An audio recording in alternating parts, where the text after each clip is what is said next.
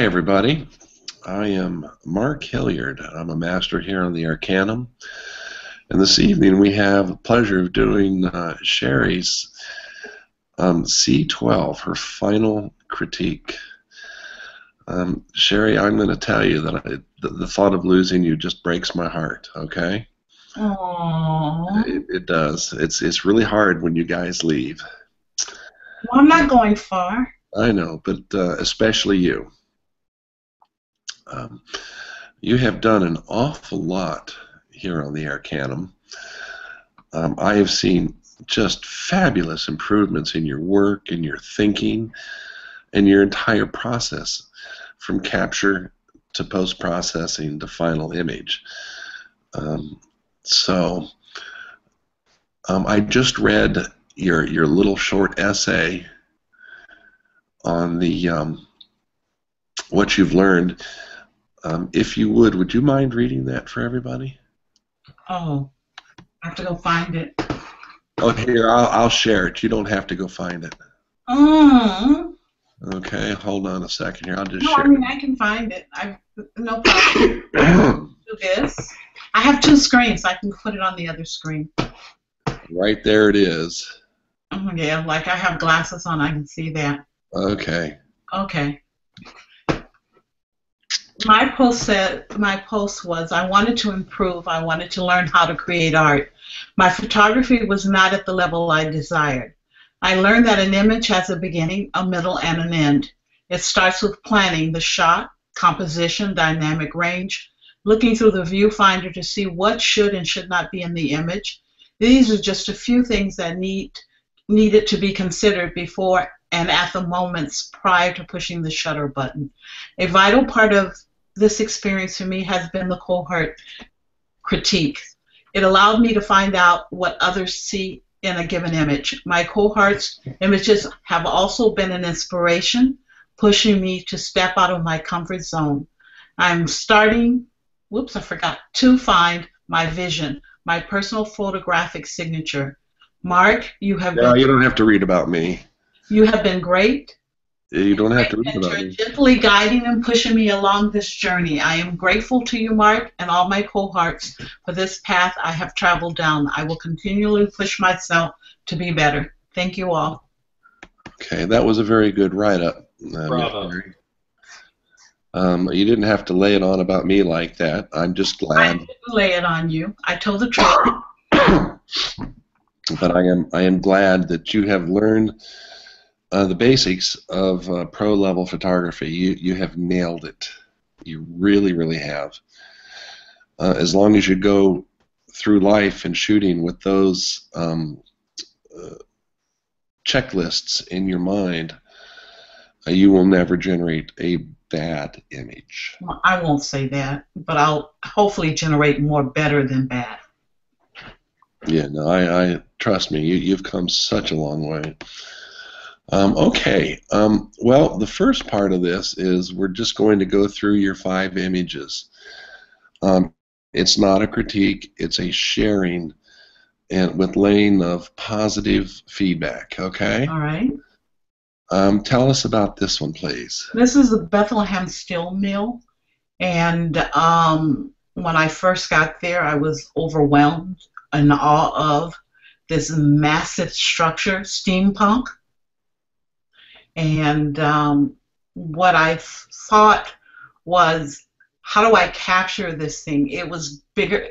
There's a friend of mine that would always tell me, if something is so big, such as an elephant, her thing was, if it's an elephant, to eat it, you can only take a bite at a time. So for me, this was my elephant, and all I could do was take a bit of it and show the massiveness and the involved piping and pieces and things that went through it. And what went through my mind was, how in the hell did someone come up with all this crap? Yeah. You know, I mean, you know, you think about, people think they're brilliant now and they have all these tools, but back then they didn't have them. Well, we're an amazing country. Monstrous things, and I just was in awe of it, and I wanted to capture as much of it as I could. It was difficult, to do because we had a big snowstorm, and it was a couple days after, so I couldn't get too close because snow was piled up close around it, fenced, and other things were there. So I decided to take my one bite, and this was what that was. It works very good, and I like the correlation to steampunk. That works very, very well with this image. It is lovely. It really, really is. The sky is amazing. The detail in the rigging and the pipes. This is just truly amazing. This is the output of one of the blast furnaces here. All I can say is wow. You ought to send this one into the local newspaper there. Okay. Because I'm sure that they would run this image for you. It's just a minute piece of this thing. You know, you could spend, well, I had to get in my car and drive around it. It was probably a mile or so. Yeah. You know, but it's just phenomenal. Yeah. You could spend days just photographing areas around it. Yeah. Well, what do the rest of you guys think about this image? I certainly wish I was there with you. We can always do a day there and then go to the Sands Hotel. Yeah. You know, and gamble and then go back out because the Sands bought this property and preserved this. Okay. Yeah, I think that was the deal. So this is even part of the art school. They put an art school there and all kinds of stuff. So it's really interesting. Okay. What are your comments, you guys? This was my favorite of her outside shots of this. It was? Yeah. This is the one when she first posted them, I was, you know, there's so much to look at, you can get lost in this photo, and it's just amazing how it all stands there. Yeah, it is amazing. And look at the detail in this. It's nice and sharp. I love the snow-filled pipe here. Yeah, this is great. It makes me want to take macro photos there. I don't know how you're going to, well, you're going to have to take a zoom to get up in there. Yeah, but it's doable. It is doable. Now, are you allowed to access the rigging? There is an elevator or stairs that will take you up, and there's a catwalk.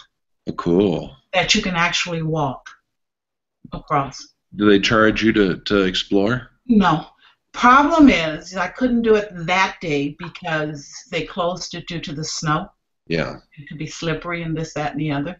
Okay. And when you're up there, I mean, on one of those catwalks, you're still a speck. That's just how enormous this thing is. Yeah. And coming from the West Coast, I don't see things like this. So it just amazes me. East Coast amazes, the history amazes me. Okay. Truly awesome image. Thank you. Now, I think of all of them, this is my favorite. Tell me about this one. Well, this is the Ellis Island Hospital. Okay. Where they would put the people who were immigrating to the United States. You come through Ellis. If you had a cough, whatever, you were quarantined in this hospital.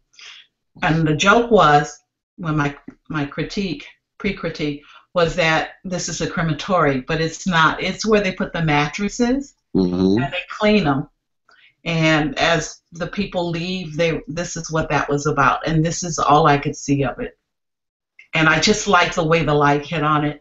And then you can see the wheel where it closed on the other side as well. Was this open to the outside there? Is that why they have these big steel doors with locks to prevent the water from breaking in on real bad storms? Actually, no. This is a room in the middle of the building. It's just the big lock was when they steamed the mattress. It had to be airtight. Okay. They thought that's what would kill the germs. And because these people were contagious with tuberculosis and all kinds of 20th century and whatever diseases, Okay. Lovely, lovely image. The perspective is just perfect. You wonder where it is we're walking through to it with that door and tunnel. I could go back to this place because there's a lot of places we missed because they kept moving us on. Yeah. And they wouldn't let us go into a lot of the areas because this has not been rehabbed. Okay. And you can't get to the hospital unless you get on this tour thing. Okay. What do you guys think of this? This was my second favorite image, Mark, and a lot for the. What I saw is when you saw the door, and then you had all the intricacies going inside the tunnel, if you will, and then the light coming through, just pulling you all the way through the image. It was I petitioned for this photograph when we were critiquing it to include it. Okay. A really, really good photo. Yeah, it is. And like you see the handle, the turn handle for locking the door on the other side. There's even when you look through, there's details on the other side. It's quite good, very good. Yeah, it is. It's wonderful. Anybody else? This is one of my favorites too. Okay. All right. I think the turn handle makes it. Oh yeah, that's a very powerful component of the composition. Most assuredly, it almost look like you're in a ship, doesn't it? Mm-hmm. That's what I thought it was a bulkhead initially, and then I was like, well, what is that under it? And I was like, well, that's a kiln or, a furnace where they're, Yeah. That's what Mike's joke was. It was where they cremated people. We got into that discussion. Okay. All right. Now let's talk about this one, Sherry. This is very soft and pleasing. Well, when I looked at that, and it made me think of this was someplace people the nurses or the doctors used to gather to do their paperwork or discuss a case, and just one day they left. And this is the remains. Yeah. I love the tonality of the lights, the different colors coming through the windows and reflecting off the glass here. Well, see, that's the thing that really, to me, that I've learned is that the light shapes the image. Mm-hmm. And it can give it all kinds of feelings. It can give it a different perspective. And for me now, it's finding how the light affects what I'm looking at. Okay. What do you guys think? This was my favorite of the set that she put up. Ah, okay. I wondered what your favorite was. This one. It's got a lot of, the textures on the wall, the light. It's, it's not, there's enough shadow relief where you can make out detail. Yep. And it was my favorite. It was the one I was like, this one has to go in. I think William and I both agreed on that. Yeah, I thought this was very, very strong image, and a lot like you said, Mark, with the light coming through the window and just the tonality or the color of the light. It's different. It's not something you see every day because it's coming through that old glass. Absolutely. And it gives it that kind of yellow, like at the bottom. It gives it that yellow effect coming through where the top is white, and then you have all the elements in the photograph with the desk and the chair and the bookshelves. And then, of course, the texture on the walls. It was like you wondered what they used this room for. I really, really enjoyed this photograph. Okay. Sherry, did you place this chair here strategically? No, we couldn't touch anything. But one of the things, I could have gone brighter, lighter on this, but I felt that if I lightened it, it took away from what it felt like. You're right. The darker image creates more sense of mood. Yeah. Yep. Lovely. And I wanted you to see the dust on the table. Yeah, I see it.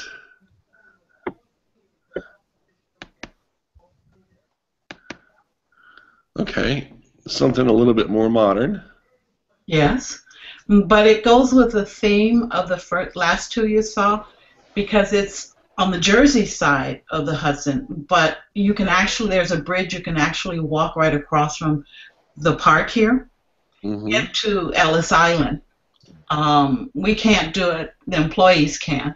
Oh. What was interesting to me, this kind of gave me the path. I thought, oh, if this was here when the immigrants were leaving and were allowed to leave and become an American citizen or whatever, this is the path, the journey they would take to the big city. Yep. Good thought. Good twist on the scene. I love the post-processing on the black and white. Lots of great structure. Perfect skyline. This is worthy of a fine art print in black and white. I will like this. Now the leading lines that are curving in a semi-C fashion work very well. Right to the. If I had had a rainbow, I'd have stuck it on there. There you go. Taking you to the pot of gold. Yep. And see, the lights are very distinctly C. The chairs are more of a curve because they just kind of drop off when you get out to the distance and you can't see them. But no, I like this. Again, this would be an image I would be proud to have in my own portfolio. So you have so much to be proud of with this. Thank you. You guys, comments, please.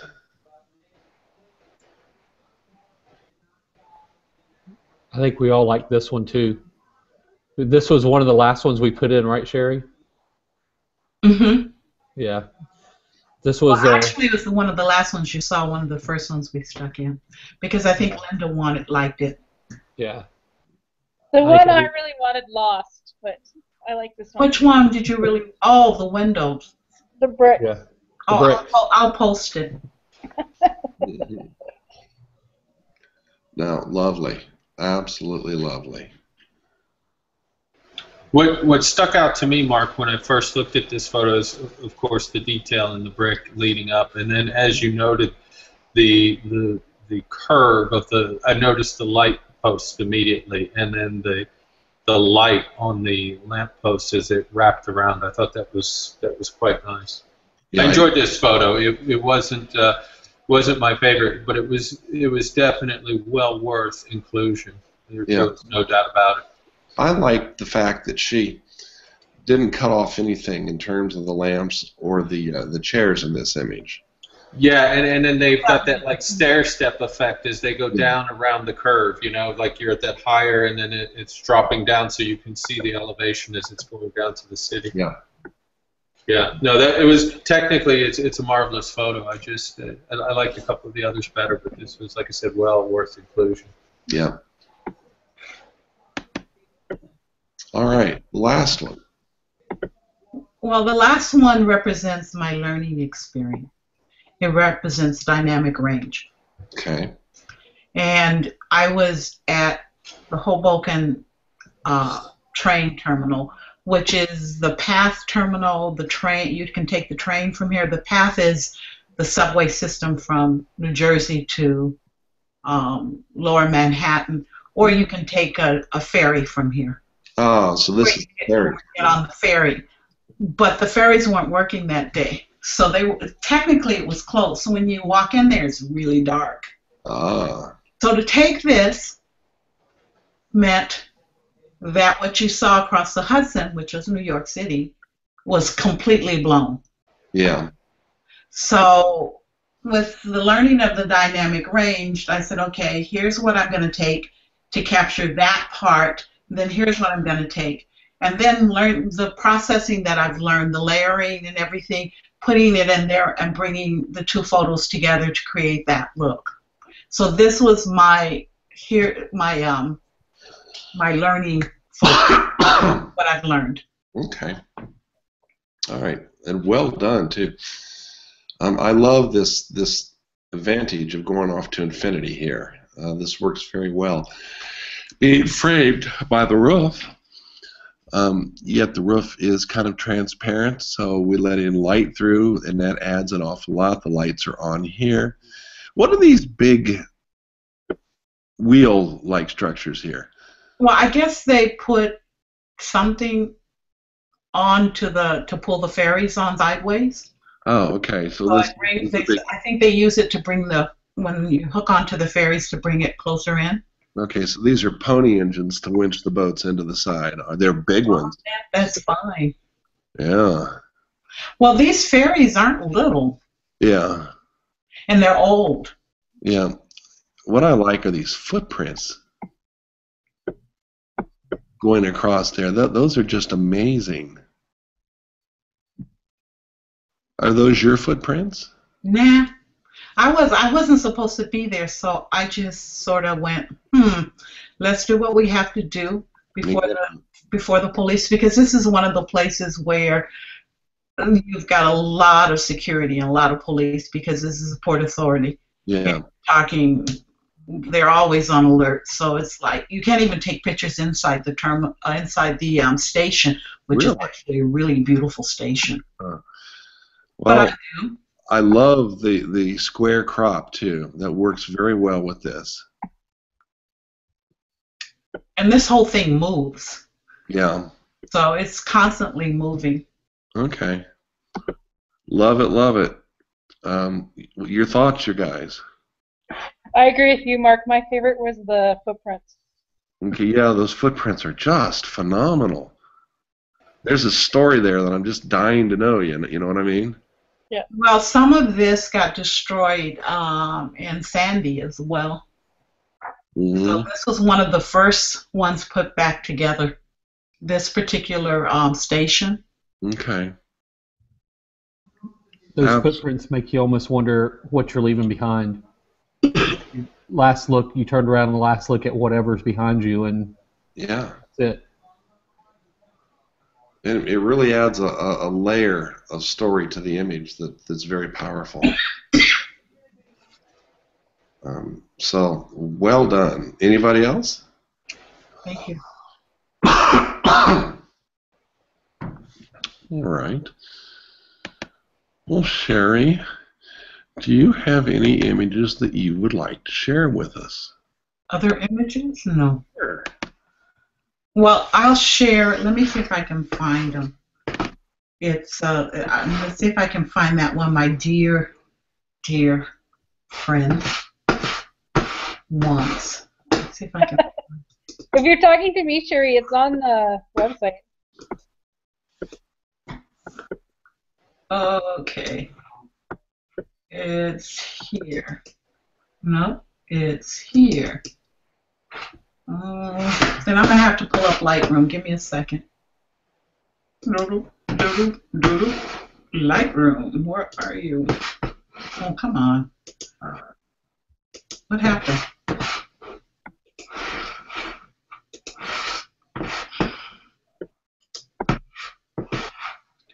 Hi, Shauna. I hadn't noticed you in here. Yes, I'm here. How are you? I'm alive. You don't sound good. No. She's opening. Okay. You know what? Those uploads that I have from. Okay, let me share my screen. Okay.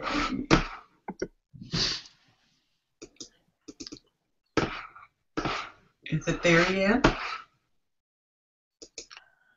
It might be. You've got to close your window down, shrink it.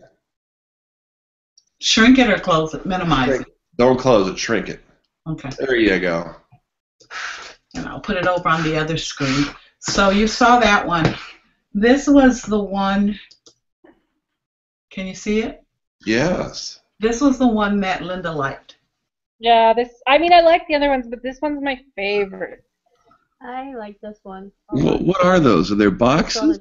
No, it's actually bricks. It was just a pile of bricks from somewhere that was piled up there, and I couldn't go any further than that. So, and the angle was minimized, so this is the best angle I could get it at.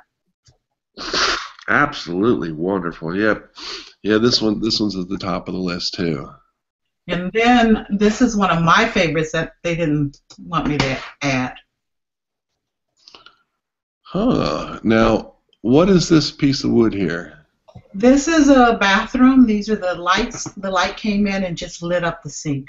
Okay, do you know what this This is? This is a shower head, so I guess you stand on top of the sinks to take a shower, because this is the handle. Huh. Maybe they tied you to the boards. Who knows? But I just like the way, I'm into the way light hits things now and shapes things. See, that's because you're looking deeper into your composition and thinking ahead of time. That's what makes you such a powerful photographer. And then this is one of the ones that I like. Okay. This is a black and white that I played with. And I have it in color as well. Oh, I think this is much better in black and white. But I just thought, just the tower shooting to the sky. Yeah. And I thought of somebody standing way up there. It's just awesome. Yeah. Well, you know, they're all very, very good images. I can see why you guys would have a hard time picking out 5. Now, the ones they didn't like was this one, which I liked because it was symbolic. Yeah, I like that too.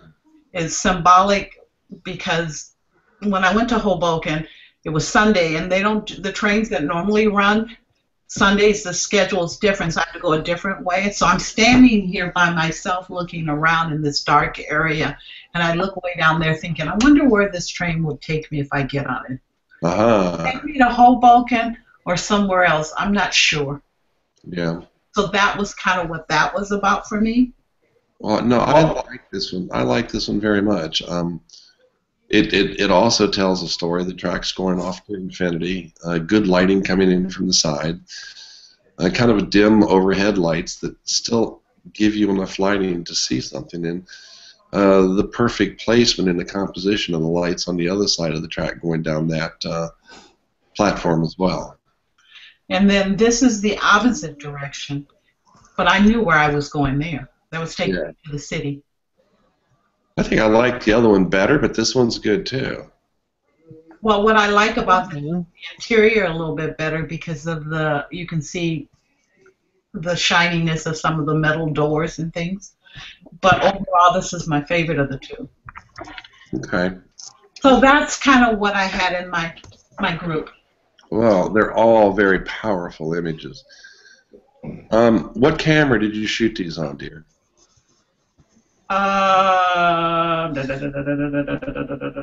Sony. Okay.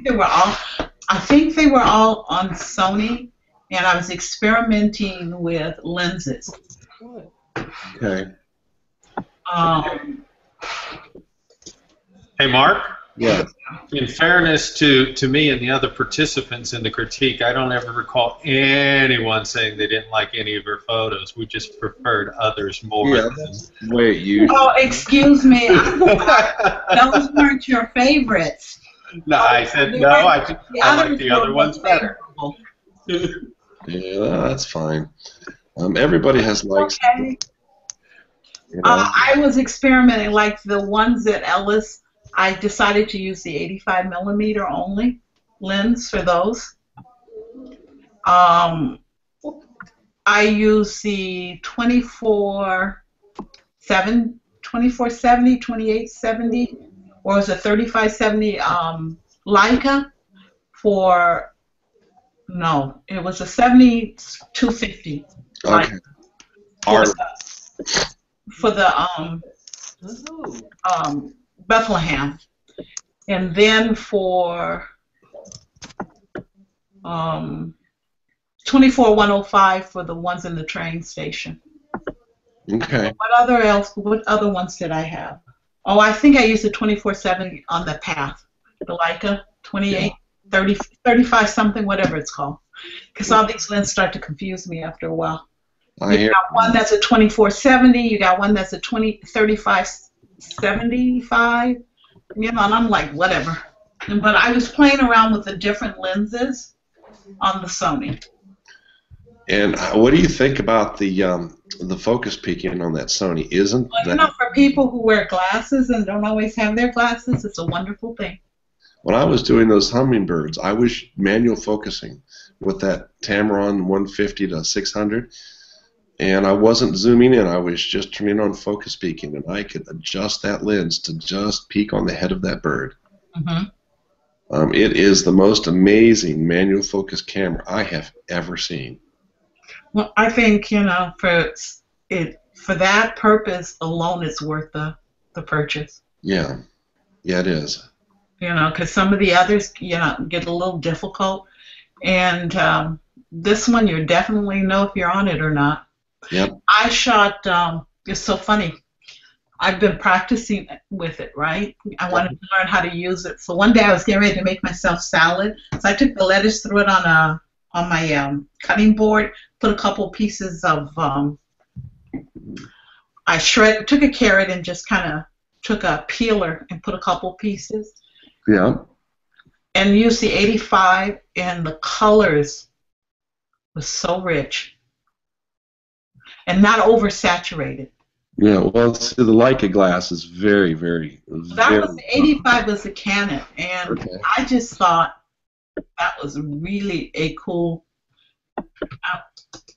My mailman saw it. I'm gonna show it to you. My mailman saw it and wants it to frame it in his house. I'm like, whatever. How much money do you have? Is what I said.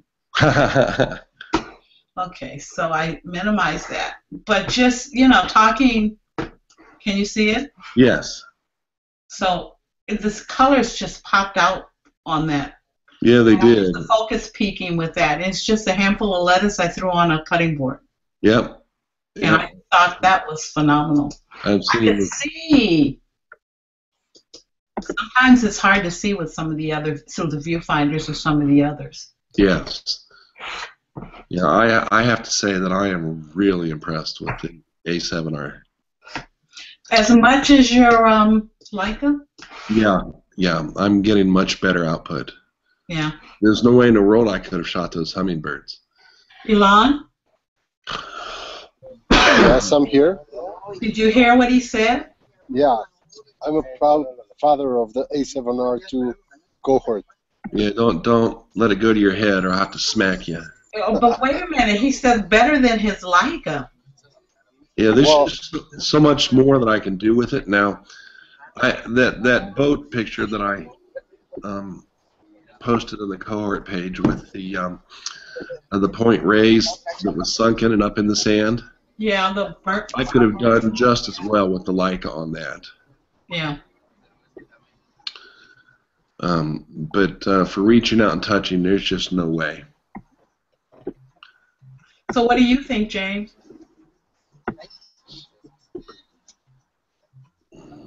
I love it. There's definitely a difference. I shot a Civil War reenactment this week, and which is hugely different for me. And I just had the 24 to 240 lens, and I'll post a picture or two. And my editing, I try to do some different stuff with it, just to kind of age it some. I didn't want to do all black and white. Yeah.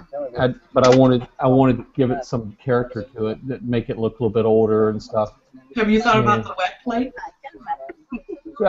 I mean, I've taken them all off my computer and done with them for a while because I'm going to need room for the trips coming up. And so, matter of fact, I got told I'm tempted to take one of my external hard drives with me because apparently I had way too many pictures on my.